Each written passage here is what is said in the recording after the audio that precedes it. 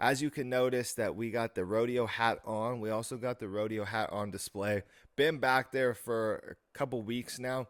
Shout out to my mom and shout out to Gary for hooking us up with all this cool gear. We have so much stuff and we still have so much more stuff to come from them. I can't wait to talk to Gary, get him on the show. He is a master when it comes to rodeo and anything to do with rodeo style animals. The guy is brilliant in this space, been doing it for a very long time. And we're keeping this theme because the greatest sports spectacle concluded yesterday and throughout last night.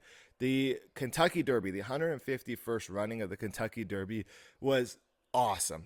Congratulations to Sovereignty, the horse coming in, closing it out, getting past that finish line. Every race, because of how sloppy the conditions were started to seem like these horses that were setting the pace in the front were getting caught by the end because of the traction and how the race kind of unfolds. Those jockeys are absolute athletes. They're animals. To be able to control a horse that's going 30 to 40 miles an hour on sloppy conditions, it's absolutely amazing.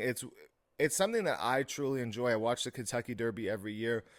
Living here in Southern California, Del Mar is kind of like the height, the peak of the horse racing in our community. The Breeders' Cup is actually at Del Mar this year, October 31st, November 1st.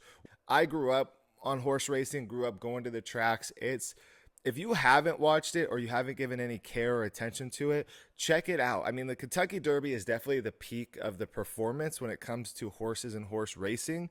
But you could turn on any weekend or any day that there's a horse race, turn it on and listen to how they talk about the trainers, the horses, the jockeys, the amount of work and dedication, anticipation that goes into these horses, into this sport is unmatched. 147,000 people at the Kentucky Derby just over the span of yesterday.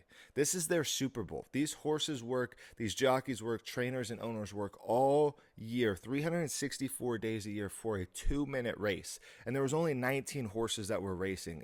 We bet on American Promise and Sandman. Sandman, obviously, because Metallica is the owner of the horse. We had to put money on them. And American Promise, what a story. The owner of that horse is 89 years old, 88 or 89. He would have been the oldest trainer to win a Kentucky Derby, so we had to go with the feel-good story.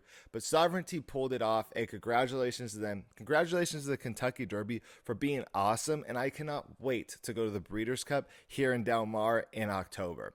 We will see you for the rest of the week going over all sports things, everything concluding with the NBA, NHL, going over more NFL, and even some shocking sports news throughout the week. We'll see you then. Peace.